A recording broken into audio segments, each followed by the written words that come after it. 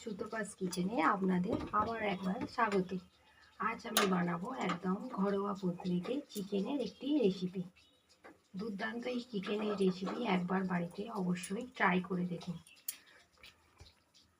তেলটা আমি প্রথমে গরম বসিয়েছি। তেলটা গরম হয়ে গেলে আমি এখানে হলুদ আর লবণ দিয়ে আলুগুলো মেখে রেখেছি, এগুলো আমি ভাজবো। এখানে সরু সরু করে পেঁয়াজ কুচিয়ে রেখেছি, টমেটো কুচিয়ে রেখেছি, আদা রসুন বেটে রেখেছি, আর ওখানে বাকি ইনগ্রিডিয়েন্টসগুলো রয়েছে। তো প্রথমে আমি এখানে তেলটা মনে হয় গরম হয়ে গেছে, তাও একবার হাত দিয়ে আমি দেখে নিলাম। তেল আমাদের মোটামুটি গরম হতে আরম্ভ করেছে। আর একটু গরম হলে আমরা আলুগুলো প্রথমে ভাজতে আরম্ভ করব। নর্মাল এই চিকেনের রেসিপি বাড়িতে একবার অবশ্যই ট্রাই করবেন। আমরা বিভিন্ন সাথে চিকেনের রেসিপি ট্রাই করে থাকি। এটা প্রত্যেক রবিবার যে বাড়িতে হয় সেই চিকেনের রেসিপি আমি আপনাদের সাথে শেয়ার করলাম। প্রথমে আমি এটা আলুগুলো ভাজতে আরম্ভ করলাম।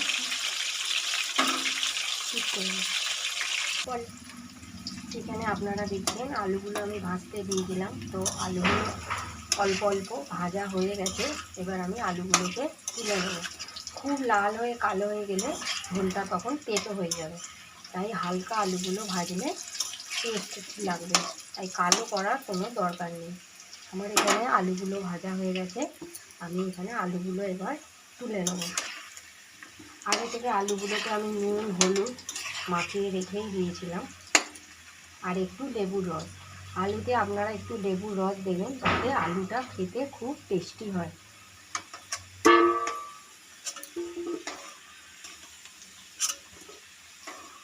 আমি একটা একটা করে আলুগুলো প্রথমে তুলে নেব।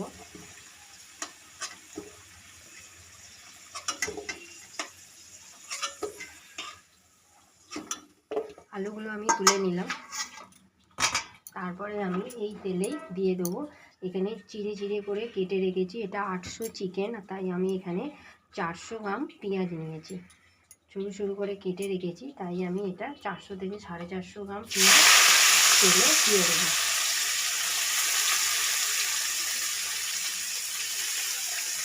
প্রত্যেক রবিবারই সবার বাড়িতে চিকেন হয়, তো এই সুস্বাদু চিকেন রেসিপিটা অবশ্যই একবার বাড়িতে ট্রাই করবেন। পেঁয়াজগুলো আমি খুবই সরু সরু করে কেটেছি, তাও আমি এতে একটু লবণ দিয়ে দেবো, যাতে পেঁয়াজগুলো তাড়াতাড়ি নরম হয়ে যায়। এতে আমি পরিমাণ মতন লবণ দিয়ে দিলাম। লবণেতে পেঁয়াজটা একদম নরম হয়ে যাবে আর চটজলদি ভাজা হয়ে যাবে।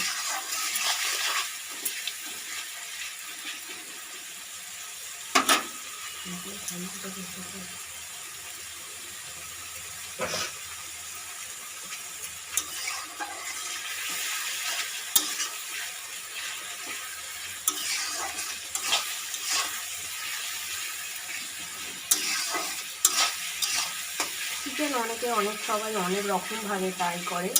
এটা আমি একরকম ঘরোয়া পদ্ধতিতে আপনাদের চিকেন কষার রেসিপি করে দেখাচ্ছি। বাড়িতে ভালো লাগলে অবশ্যই ট্রাই করবেন।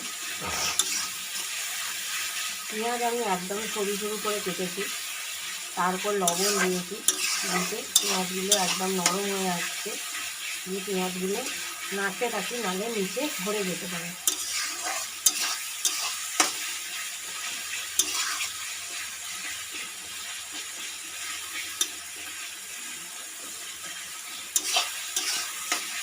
পেঁয়াজটা আমার ভাজা হয়ে গেছে। আমি আগে থেকে চিকেনটা ম্যারিনেট করিনি, আমার বাচ্চারা খাবে, তাই আমি টক দই ফই দিয়ে চিকেনটা ম্যারিনেট করিনি। এমনি নর্মাল আমি এটা চিকেনের কষা বানাবো। আপনারা চিকেনটা ম্যারিনেট করেও রাখতে পারেন, কিন্তু আমি চিকেনটা ম্যারিনেট করিনি। পেঁয়াজগুলো আমার ভাজা হয়ে গেছে। এবার আমি আদা রসুনটা এসে দিয়ে দেবো।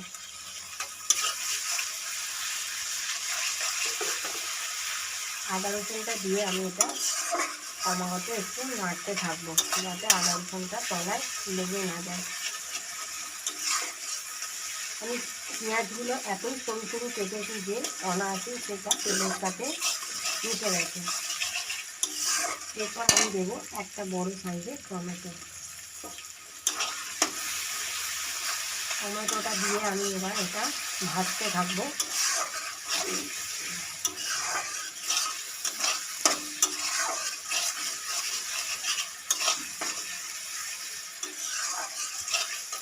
টমেটোটা দিয়ে আমি এবার একটু এটা ভাজতে থাকবো। দেখুন পেঁয়াজ থেকে তেল ছাড়তে আরম্ভ করেছে। তেলটা যখন ছাড়া হয়ে যাবে তার মানে তখন পেঁয়াজগুলো ভালোভাবে ভাজা হয়ে গেছে। পেঁয়াজগুলো আমার ভাজা হয়ে গেছে, টমেটোটাও ভাজা হয়ে গেছে, আদা রসুনটাও তার সাথে ভালোভাবে মিশে গেছে, আর পেঁয়াজ থেকে তেলও ছাড়তে আরম্ভ করে দিয়েছে। এবার আমি এতে আমি যে 800 গ্রাম চিকেন রেখেছি, 2টো লেগ পিস, পিস আর আরও কিছু মাংস, সলিড মাংসও আছে, এগুলো আমি এখানে এবার আস্তে আস্তে দিয়ে দেবো। আমি আগেই বলেছি আমি চিকেনটা ম্যারিনেট করিনি, আপনারা চাইলে ম্যারিনেটও করে রাখতে পারেন, কিন্তু আজ আমার চটজলদিতে ম্যারিনেট করাটা হয়ে গেল।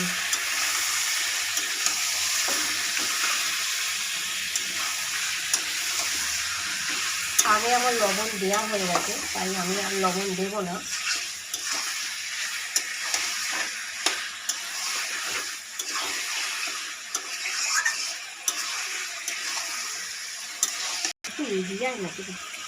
এবার আমি এতে লঙ্কা গুঁড়ো দেবো। 800 চিকেন, আমার বাচ্চারা খাবে, তাই আপনারা আপনাদের মতন ঝাল দেবেন। আমি এখানে 1.5 চামচ মতন লঙ্কা দিলাম, লবণ আগেই দিয়ে দিয়েছি। এবার আমি দেবো হলুদ। হলুদের পরিমাণটা একটু দেবো, কেন হলুদ অ্যান্টিবায়োটিক, খাওয়া শরীরের পক্ষে খুবই উপকার। যেহেতু শীতকাল পড়েছে তাই হলুদটা একটু বেশি দেওয়ার চেষ্টা করবেন। এটা দিয়ে আমি এবার একটু হালকা করে জল দিয়ে দেবো। পাশে দেখুন আমি একটা পাত্রে গরম জল বসিয়েছি, এখান থেকে সামান্য জল নিয়ে আমি ওকে একটু, এবার আমি এটাকে কষাতে থাকবো। যতক্ষণ না এটা থেকে তেল বেরিয়ে আসছে ততক্ষণ আমি এটা কষাতে থাকবো। আমি একদম নর্মাল সিম্পল পদ্ধতিতে করছি, এটা আপনি বাড়িতে অবশ্যই ট্রাই করতে পারেন। আমি বেশি কিছু মশলা অ্যাড করিনি, বাচ্চা বড় বয়স্ক সবাই এটা খেতে পারে। আমার যেহেতু বাড়িতে বয়স্ক আছে, 2টো বাচ্চা আছে, তাই আমি একদম হালকা পদ্ধতিতে কিন্তু সেটা টেস্টি বানানোর চেষ্টা করি, যাতে করে বয়স্করাও খেতে পারে আর বাচ্চারাও খেতে পারে। আমি কোনো টক দই ব্যবহার করিনি, কোনো চিকেন মশলা অ্যাড করিনি, একদম সিম্পল পদ্ধতিতে এটা করছি।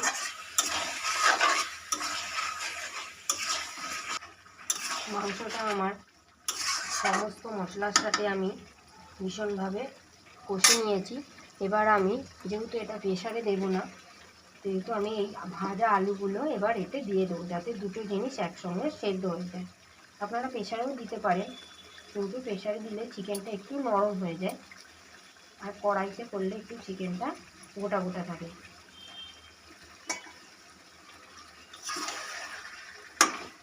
আমি তাই আলুগুলো এর সাথেই একসঙ্গে কষে নেবো, যাতে পুরো মশলাটা আলুর ভিতরে ঢুকে যায়, যাতে আলুগুলো খেতে ভীষণ সুন্দর হয়।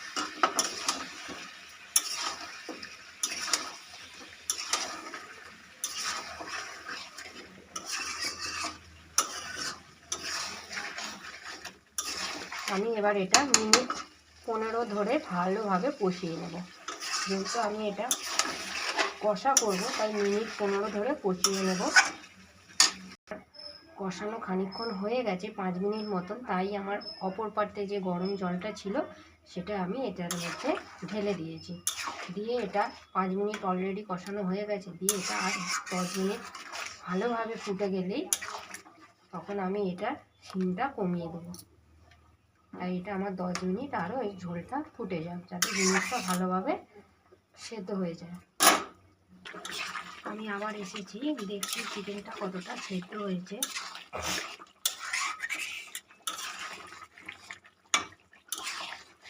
মোটামুটি সেদ্ধ হয়ে এসেছে। এবার আলুগুলো দেখতে হবে আলুটা কতটা সেদ্ধ হয়ে এসেছে, আলুগুলোও সেদ্ধ হয়ে এসেছে।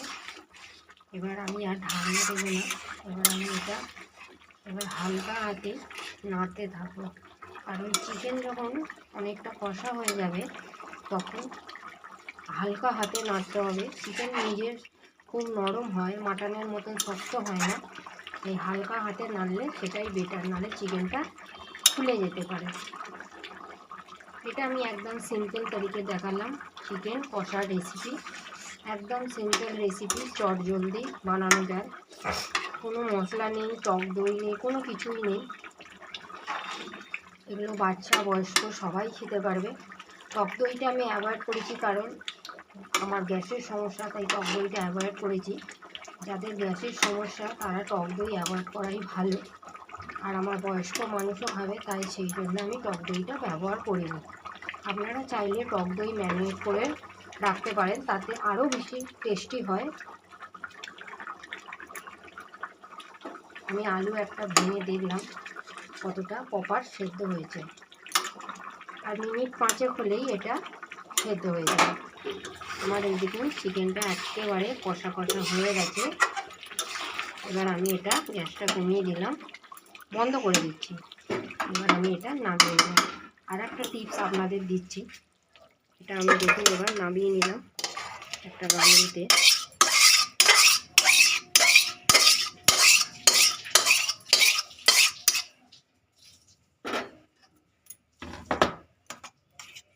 এই যে আমার চিকেন কষাটা হয়ে গেল, এটা আমি যে গ্যাসটা অফ করেছি সেই গ্যাসটার ওপর, গরম গ্যাসটার ওপর আপনারা 5 মিনিট না হলেও 3 মিনিট একটু বসিয়ে রাখুন। 3 মিনিট বসিয়ে একটা যাই হোক ডিশ হোক যে কোনো জিনিস একটু চাপা দিয়ে রাখবেন। উপরটা দেখবেন কি সুন্দর তেল হয়ে এসেছে, আর দেখতেও খুব সুন্দর হয়েছে, খেতেও খুব সুস্বাদু হবে। এই গরম তাওয়ার উপর যদি 3 মিনিট কি 5 মিনিট বসিয়ে রাখতে পারেন, জিনিসটা অসাধারণ দেখতেও হবে, খেতেও হবে।